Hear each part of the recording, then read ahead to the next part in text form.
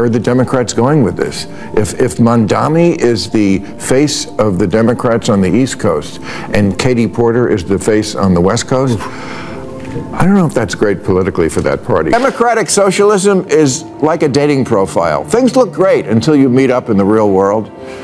For example, Bernie Sanders, his big thing was always bringing single-payer health care to our country of 340 million. But when liberal, tie-dyed Vermont tried to do it for a population of 626,000, it collapsed like that poor f*** in the Oval Office left. When America's financial system collapsed in the Great Depression, the country didn't just lose money, it lost psychological stability.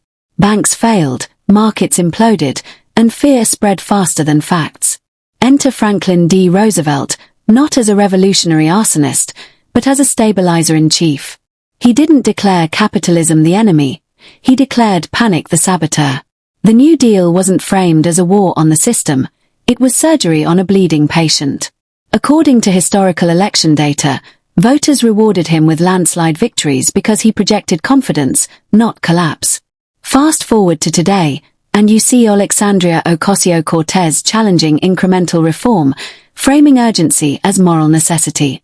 The hero archetype has shifted, from guardian of institutions to challenger of them. But here's the calm, surgical truth. Voters psychologically process repair differently than replacement.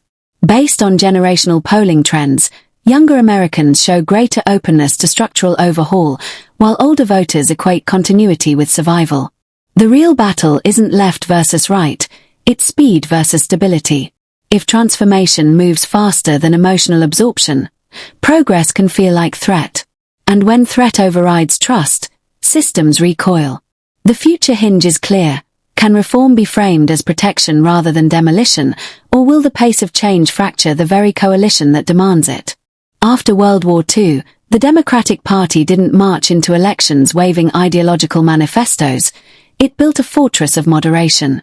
In the 1990s, Bill Clinton crafted the third way as political body armor, blending market logic with social compassion. It wasn't surrender. It was strategic camouflage in a centrist battlefield. Exit polls from that era show suburban middle-class voters rewarded pragmatism over purity. Then 2008 detonated trust. Wall Street didn't physically collapse, but moral credibility did. Into that vacuum stepped Bernie Sanders, weaponizing a simple phrase, "The system is rigged." It resonated because it felt authentic in a moment of elite failure. Yet here's the arithmetic most movements ignore. Primary passion is not general election persuasion. Data from recent cycles shows ideological intensity excites the base but rarely expands it alone. The conflict became real versus manufactured authenticity. Grassroots small-dollar surges versus institutional donor machinery. But elections are math before they are movements. If internal rebellion shrinks external appeal, revolution becomes a rally cry, not a governing majority. The question now is whether outrage can evolve into strategy, or whether purity will cannibalize power. The party has a clear choice here, very clear. One wing is saying don't ever use the word socialist again, and one is saying, I am a democratic socialist! Clear, huh? So how do we decide who's right? Well, it turns out we don't really have to flip a coin. We have the evidence. In 2024, 13 Democrats won. In districts, Trump also won. All moderates. This isn't rocket science. All the left-leaning think tanks have done autopsies on 2024, and they all came up with the same message: move to the center. Even the New York Times, which did so much to promote woke politics, now says the partisans are wrong. Moving to the center is the way to win. And Democrats should recognize the party moved too far left on social issues after Obama left. After 2018, politics stopped sounding like policy debate and started sounding like moral combat. Alexandria Ocasio-Cortez and the Progressive Bloc framed the Green New Deal not as a bill, but as an existential countdown clock. Equity, systemic injustice, climate emergency. The language carried urgency, even apocalypse. Supporters called it moral clarity. Critics called it performance activism. Based on demographic shifts in working-class districts, especially in energy-dependent regions, inflation and fuel costs began outweighing abstract climate timelines in voter anxiety. The villain wasn't climate reform, it was perceived messaging overreach during economic strain. Calm analysis reveals this. Moral conviction does not automatically translate into majority coalition. When the gap between lived economic stress and rhetorical intensity widens, trust erodes quietly. Real struggle versus symbolic performance becomes visible. A counterpoint is equally valid. Younger demographics increasingly rank climate as a top-tier concern, suggesting long-term alignment may favor boldness. But elections are decided in present tense discomfort. If urgency outpaces persuasion, enthusiasm becomes applause without mandate. The strategic crossroads is stark: calibrate the message to emotional bandwidth, or risk turning alarm into alienation. Kids think that stuff that happened before their appearance on the planet didn't really happen, but it did. We've run this experiment many times, and the results are always obvious. Here's capitalist South Korea at night from space. Here's socialist North Korea. Yeah. In 1990, Venezuela was wealthier than Poland. But then Poland, finally free of Soviet-style economics, went all in on capitalism. And now their economy is as big as Japan. And people there have high wages, low inflation, cars, vacations, homes. Meanwhile, Venezuela traded capitalism for Hugo Chavez's socialism for the 21st century, which turned out to be like socialism in the last century, or any century. Modern politics no longer unfolds in town halls, it detonates in algorithmic arenas. Cable news once shaped narrative gravity. Now digital feeds weaponize outrage at scale. According to engagement data across major platforms, emotionally charged content travels faster and farther than nuanced debate. The hero branding becomes truth-teller versus corrupt machine, but the real villain isn't ideology, it's the incentive structure that moneizes extremity. Calm, surgical reality. What wins a primary clip often loses a swing district. High-decibel rhetoric energizes activists yet exhausts undecided voters who crave stability over spectacle. The war isn't left versus right, it's performance versus persuasion. A counterpoint exists. Digital mobilization has expanded grassroots participation and small-dollar funding in unprecedented ways. But when parties mistake viral applause for silent majority sentiment, strategic miscalculation follows. Data from recent election cycles shows that turnout spikes don't always correlate with online intensity. The battlefield has evolved, but voter psychology remains ancient. Safety, clarity, predictability. If politics becomes perpetual gladiator theater, fatigue becomes the hidden swing voter. And fatigue, historically, punishes whoever appears loudest. Latin America's richest countries into one of its poorest. Low wages, high inflation, shortages, outages, 8 million people fleeing. If you think New York can somehow reinvent this wheel, you're in for a rude awakening.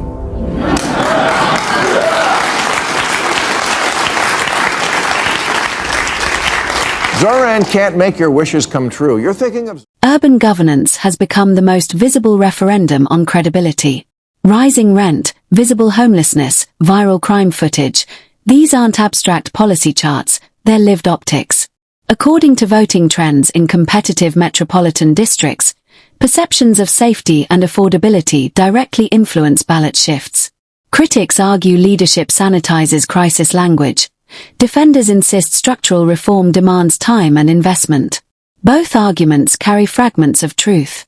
But politics operates on perception velocity, not policy footnotes.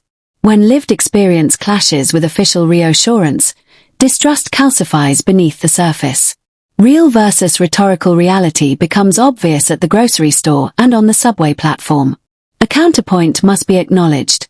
Crime data in some cities shows fluctuation rather than uniform explosion, and long-term housing shortages predate current leadership. Yet perception often outruns statistics.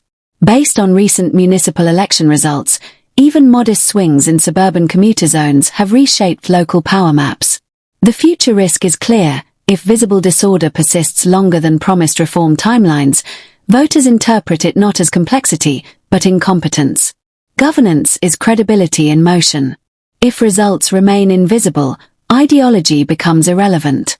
The ballot ultimately asks one quiet question: do people feel safer than they did before?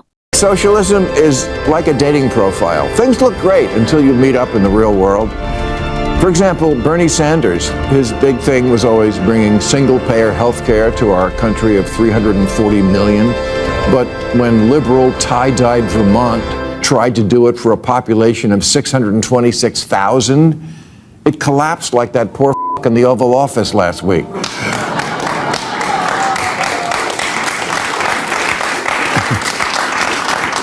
Bernie, AOC, Mandani are not Democrats. They'll be the first to tell you that. They're democratic socialists, and that's a very different thing, and I don't think people know that. The youth surge was marketed as a political earthquake, rallies roaring, social feeds blazing, slogans engineered for virality. It felt like a generational storm gathering force. But here's the cold arithmetic. Storms on screens don't always translate into ballots in boxes. Based on exit polls and turnout data from recent national elections, voters over 45 still account for a disproportionate share of actual votes cast. The hero narrative crowned the young activist as the truth teller against an aging, complacent system. The villain wasn't ideology, it was apathy, inertia, business as usual. Yet calm, surgical analysis exposes the tension. Digital enthusiasm provides instant validation. Civic participation demands patience, organization, and infrastructure. Real engagement versus performative engagement becomes the dividing line. A fair counterpoint is undeniable. Demographic trends show younger cohorts leaning heavily toward structural reform, suggesting a long-term realignment that could reshape the electoral map over a decade. But elections are won in cycles, not hashtags. If emotional momentum isn't converted into disciplined turnout machinery, the revolution risks becoming aesthetic rather than operational. The future warning is simple: energy without structure excites headlines, but structure without energy wins power. Which side adapts first? I think people realize we already have a lot of socialism. Social Security, Medicare, Medicaid, unemployment insurance, food stamps, veterans benefits, Pell Grants, COVID-era payments, farm subsidies, disability payments, Fannie Mae, Freddie Mac, corporate bailouts, and the jobs program that is building weapons the Pentagon doesn't even want. All that is socialism, much of it appropriate to soften the edges of capitalism, but the DSA are radicals about this concept, and radical economic policy is always ineluctably married to radical social policy. Their platform, for example, calls for completely open borders. They're for what Biden was doing, but more. You think you're going to win an election on that? Identity-centered politics stormed into the mainstream with moral urgency, race, gender, historical injustice placed at the center of the national conversation. For many, it felt like overdue truth finally breaking through decades of silence.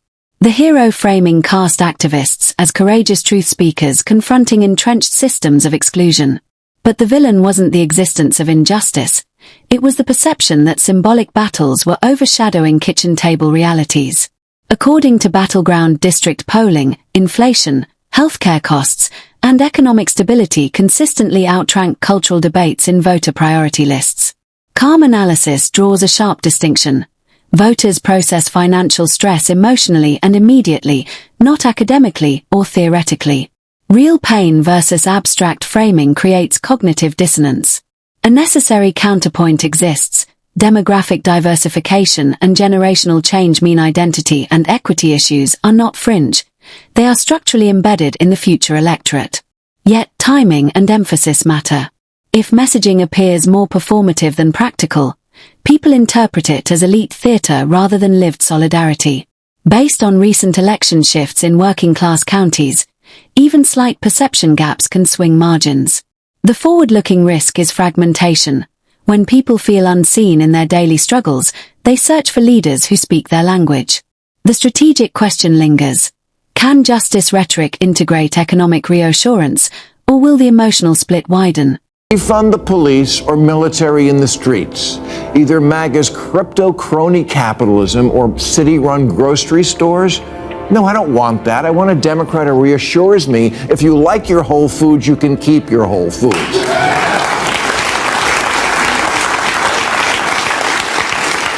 Governor-elect Spanberger once said about Biden's presidency that, quote, nobody elected him to be FDR. They elected him to be normal. Normal. You know, at this year's DSA convention, or as it's commonly known, Comic-Con, get this, you had to submit a photo of a negative COVID test to get in. In 2025. Yeah, no one wants to do that. Coalition politics is less a family dinner and more a negotiated ceasefire. Urban progressives, suburban moderates, minority communities, union labor, all under one banner, but rarely marching in perfect rhythm. The hero story says diversity is strength, and historically, that's true. But the villain behavior emerges when internal factions treat ideological dominance as victory rather than cohesion as survival. According to recent federal election margins, a 2 to 3% shift in suburban swing counties has flipped control of Congress. Calm, surgical truth. Elections are arithmetic before they are philosophy. Real coalition building versus factional performance determines outcomes. A counterpoint must be acknowledged. Broad tents have historically powered durable majorities because they reflect social complexity.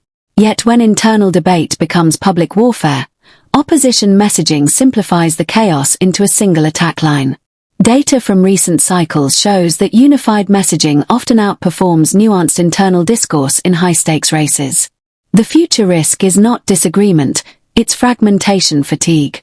If voters perceive a party arguing with itself more than fighting for them, confidence erodes.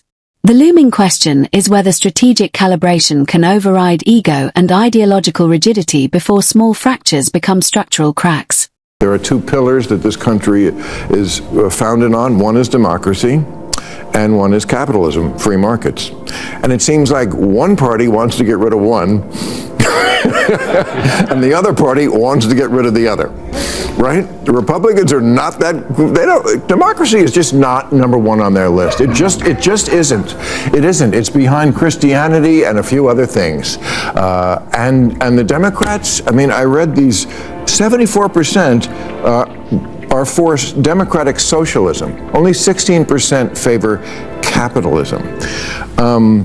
Is this going to be a country that I don't recognize in 5 to 10 years if we don't have these two? Big economic reform proposals ignite imagination. Student debt relief, expanded healthcare access, climate-scale public investment.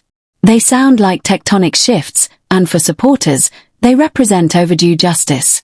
The hero framing paints reformers as architects rebuilding a rigged system from the ground up. But the villain isn't ambition, it's expectation inflation. Based on fiscal projections and congressional vote counts in recent sessions, sweeping reforms rarely pass without dilution. Calm arithmetic reminds us, legislative math is a battlefield of compromise, not manifesto purity. Real reform versus rhetorical certainty becomes the credibility test.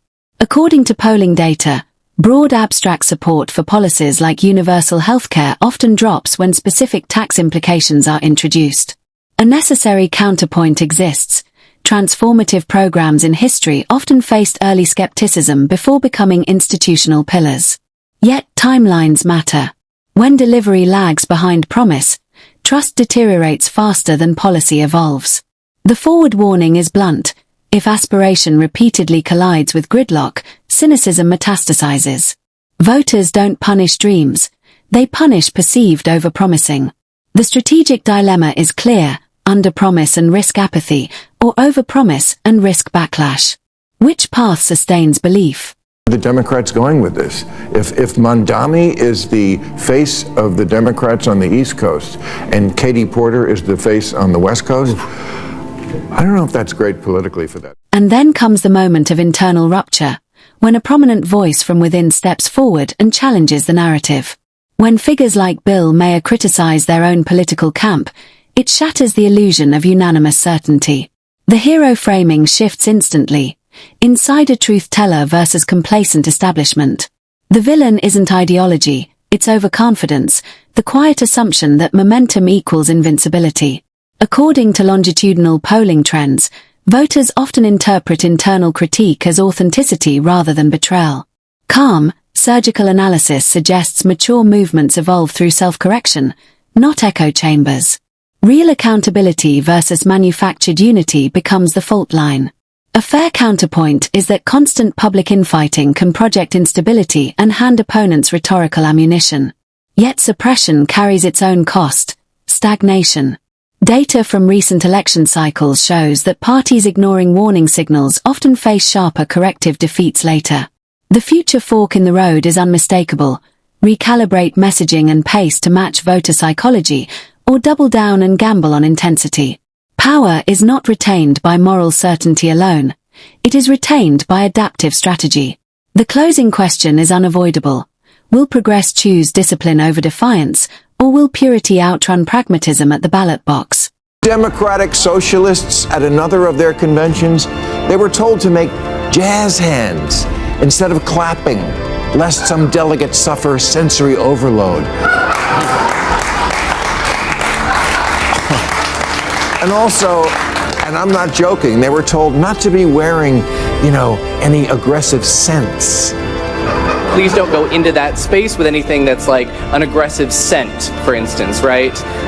Because that's going to be difficult for people. Oh, for f***'s sake.